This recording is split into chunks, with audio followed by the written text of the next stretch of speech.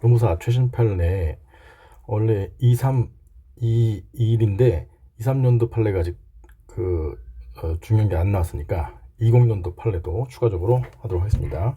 20년 선별 판례는 한 10개 정도 되는데 한 3개, 4개씩 나누어서 올려드리도록 하겠습니다. 자, 1번 부당해고 구제 재심판정 취소. 요거는 이제 노무사 22년도에 기출된 것이죠. 그래서 그냥 잠깐만 살펴보고 지나가도록 하겠습니다.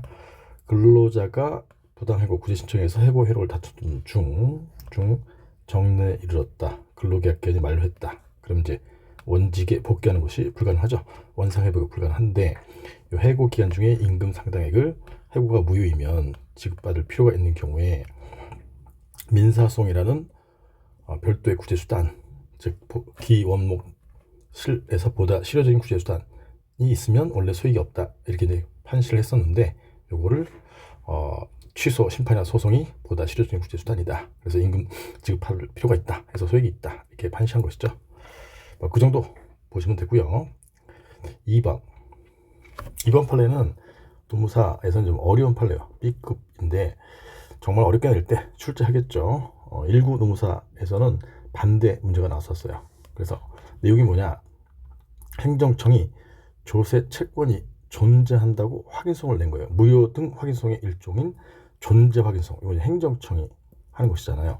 노무사 1구 노무사 문제는 국민갑이 조세 채무 부존재 확인 소송 갔을 때 법적 성질이 뭐냐, 저 공법관계냐 사법관계냐. 공법관계이면 당사자소송을 제기한 거다. 요거를 냈었죠. 공법관계 사법관계 구별. 요거는 이제 행정청 세무서장 등이 부존재 확인 소송 갔을 때.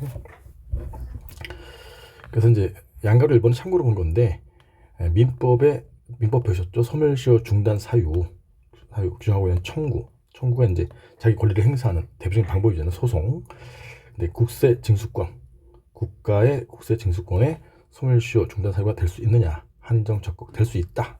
그래서 국세기본법의 중단 사유 이외에 민법도 중단 사유가 될 수 있다. 그다음에 양가로 이번에 쟁점은 조세 채권의 소멸시효 중단을 위한 재판상 청구의 소송에 예외적으로 소액이 있는 경우. 이제 요게 이제 핵심이에요. 그 다음에 양가로 3번에 국가 등 과세 주체가 소멸시효 중단을 위해서 납세 의무자를 상대로 제기한 조세채권 존재 확인. 조세채권이 공권이니까 상대방은 조세 납부 의무가 있단 말이야. 그래서 공법상 법률관계를 다투는 당사자소송이다. 이것도 이제 중요한 것이고요. 그래서 양가로 1번은 뭐 참고적으로 밑줄만 보시면 돼요. 국세기본법 각 소멸시효 중단 사유를 제한적 일거적으로 볼 필요는 없다.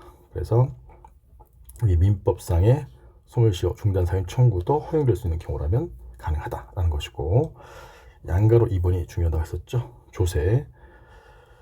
일단 조세 채권자는 밑줄만 보시면 돼요. 조세 채권자는 세법이 부여한 조세 부과권, 세금을 안 냈을 때 자력 집행권이 이제 강제 징수권이에요. 강제 징수권. 독안매청 이거 하는 거. 독안매청, 강제 징수 등에 의해서 이런 강제 징수 수단에 의해서 조세 채권을 실현할 수 있어서 특별한 사정이 없는 한 납세자를 상대로 소를 제기할 소익을 인정하기 어렵다. 원칙적으로 인정하기 어렵다. 왜? 강제 징수권이 있으니까. 그런데 다만이 중요해요. 다만 요게 이제 답안지에 만약에 나온다면 써줄 내용 있죠. 동그라미 1번 납세 의무자가 무자력 소재 불명이어서 자력 집행권을 행사할 수 없는 등 자력 집행권을 행사할 수 없으니까 이럴 때는 이런 강제 징수 사유에 의해서는 소멸시효 중단이 불가능하다. 그러니까 소송 제기할 소익이 있다. 이렇게 된 거죠. 동그라미 2번은 강제 징수를 위한 모든 조치를 충실히 취했는데 조세 채권이 실현되지 않은 채 소멸시효 기간이 경고가 임박하는 등 이 두 가지 특별한 사정이 있는 경우에는 그 시효 중단을 위한 재판상 청구, 요 존재 확인 청구는 예외적으로 소액이 있다. 그래서 이 사안은 여기 이제 해당하고 소액이 있을 때 양가로 3번 또 중요한 거죠. 국가 등 과세 주체가 확정된 조세채권 소멸시효 중단을 위해서 납세 의무자를 상대로 제기한 조세채권 존재 확인의 소는 공법상 당사자 소송에 해당한다. 결론은 안 적어놨지만, 논리는 안 적어놨지만 조세채권은 공권이고 상대방이 부담하는 의무는 공의무니까 공법상 법률관계를 다투는 당사자 소송에 해당한다. 이런 내용이에요. 다음에 세 번째 판례는 법무사 사무원 법무사 갑이고 사무원 을이다. 을을 채용했는데, 그럼 이제 법무사회 승인을 받았어요. 근데 그걸 취소했다면 취소. 승인 취소 처분은 갑에게 침익적, 또 사무원이 될 수 없는 을에게도 침익적이죠. 취소 처분의 상대방은 갑, 을은 제3자. 이에 대해서 무효확인소송 간 거예요. 쟁점은 첫 번째, 원래 뒤에 보시면 알겠지만 요 승인 취소는 처분이기 때문에 항고소송을 제기해야 되는데 민사소송을 잘못 제기했어요. 그러면 민사소송을 항고소송으로 소변경한 사안이죠. 소변경한 사안 판례 알고 계시죠? 수서법원이 항고소송에 대한 관할도 동시에 가지고 있다면 성명권을 행사해서 소변경할 수 있다. 그래서 민사소송을 항고소송으로 소변가는 요 대표적인 사안이잖아요. 이거는 뭐 노무사에서 A급이잖아요. A급.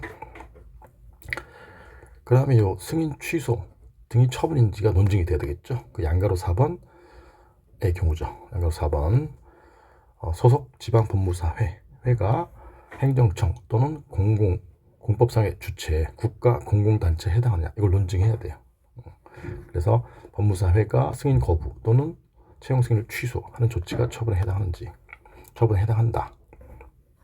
얘는 국가기관으로부터 이 감독 업무를 위탁받은 공공단체, 공법상 법인에 해당해서 좀 이따 볼 거예요. 그 다음에 양가로 5번 제3자죠. 제3자. 취소 처분의 상대방 갑 제3자. 을이 사무원이 될 수 없게 되니까 원고력이 인정되느냐, 사익보호 규정이 있는지를 답안지에 써 주셔야 되겠죠. 그래서 양가로 3번의 법리는 핵심만 보면 되죠. 잘못 제기한 경우에 관할도 동시에 가지고 있다면 원고로 하여금 항고소송으로 소변경하도록 성명권 행사해서 소변경 된 다음에 그 절차에 따라 심리 판단해야 된다. 가장 중요한 쟁점 중 특 A급 중에 하나잖아요. 그 다음에 양가로 4번 처분에 해당하는지 논증해야 되죠. 뭐가 갑에 대한 채용 승인 거부하거나 채용 승인을 취소하는 것이.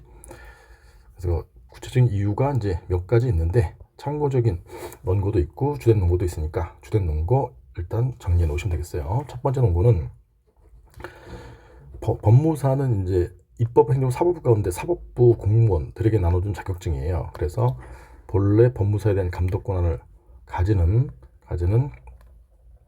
소관 지방 법원장에 의한 국가 사무였다가 지방 법무사회로 이관되었다.